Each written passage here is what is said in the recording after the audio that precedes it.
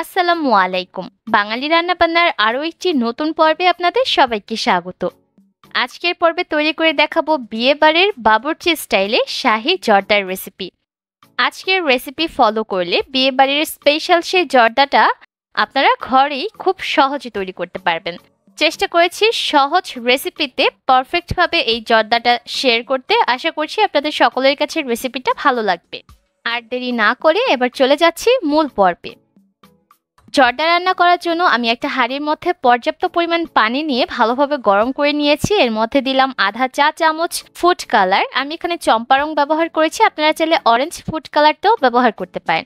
এবার পানিতে যখন একটা বলক উঠে আসবে ঠিক সেই পর্যায়ে এর মধ্যে আগে থেকে ধুয়ে পানি ঝরিয়ে রাখা চাল দিয়ে দিতে হবে। আমি এখানে চিনি গুঁড়া পোলাওয়ের চাল ব্যবহার করেছি 3 কাপ পরিমাপে। চালগুলোকে আগেই ভিজিয়ে পানিটাকে ভালোভাবে ঝরিয়ে নিয়েছিলাম। চালগুলো দেওয়ার সাথে সাথেই খুব ভালোভাবে নেড়ে চেড়ে দিতে হবে যাতে চালগুলো দলা পাকিয়ে না যায়।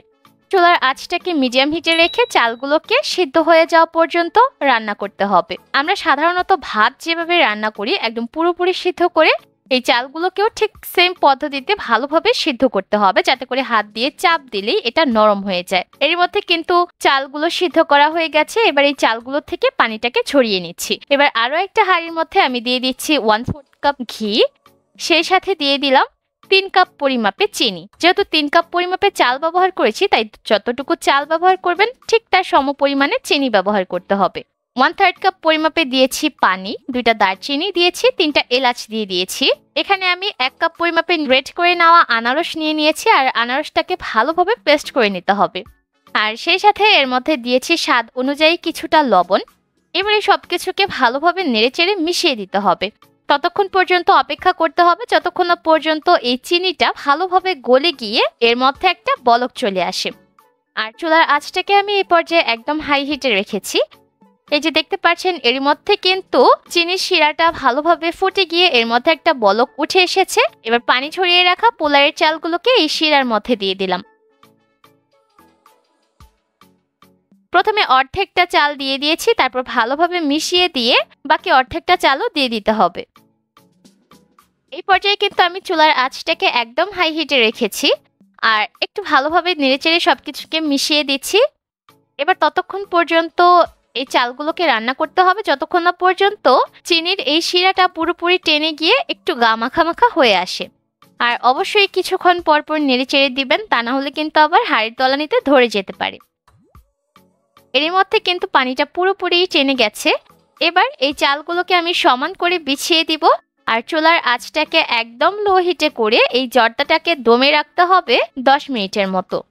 আর হাঁড়ির তলানিটা যদি পাতলা হয় সেক্ষেত্রে হাঁড়ির তলানিতে একটা তাওয়া ব্যবহার করার চেষ্টা করবেন। 10 মিনিট পর ঢাকনাটাকে তুলে নিলাম।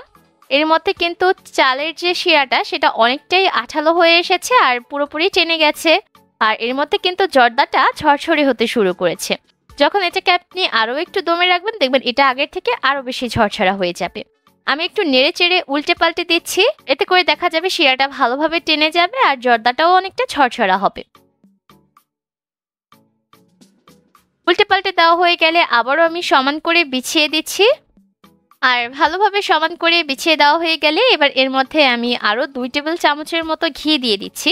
আর এই ঘিটা কিন্তু অবশ্যই দিবেন।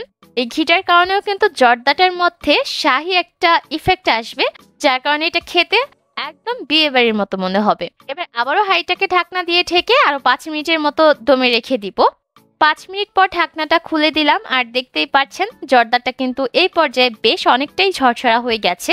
আর এই জর্দাটা যখন আমরা চুলা থেকে নামিয়ে ঠান্ডা করব দেখবেন এটা আগের থেকে আরো বেশি ঝরঝরা হয়ে যাবে। এবার এই জর্দাটাকে আমি চুলা থেকে নামিয়ে নিব আর ঠান্ডা হয়ে যাওয়া পর্যন্ত অপেক্ষা করব, কারণ এর মধ্যে আরো কিছু উপকরণ আমি যোগ করব।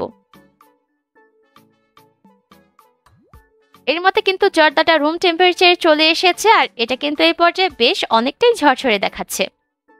এবার এর মধ্যে আমি দিয়ে দিচ্ছি 1 কাপ পরিমাপে টুকরা করে রাখা আঙ্গুর ফল, সেই সাথে দিয়েছি আধা কাপ পরিমাপে আনার দানা আর দিয়েছি বেবি সুইট মিষ্টি 1 কাপ পরিমাপে। এবার সবকিছুকে ভালোভাবে নেড়েচেড়ে মিশিয়ে নিলেই কিন্তু জর্দাটা খাওয়ার জন্য একদম রেডি হয়ে যাবে।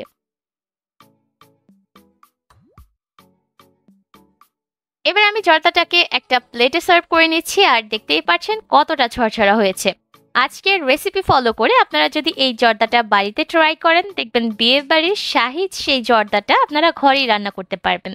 ডেকোরেশনের জন্য আমি উপর থেকে আরো কিছুটা মিষ্টি দিয়ে দিচ্ছি, সেই সাথে আঙুর ফল আর দিয়ে দিচ্ছি আনারদানা। এই জর্দাটা রান্না করার পর এত বেশি টেস্টি আর ফ্লেভারফুল হয় যে কেউ বুঝতেই পারবে না এটা ঘরে রান্না করা জর্দা। যারা বিয়ে বাড়ির জর্দাটা খেতে একটু বেশি পছন্দ করেন তারা চাইলে কিন্তু এই রেসিপিটা বাড়িতে ট্রাই করে দেখতে পারেন। আশা করছি আপনাদের কাছে রেসিপিটা ভালো লাগবে। আজ তবে বিদায় নিচ্ছি, সবাই অনেক ভালো থাকবেন। আল্লাহ হাফেজ।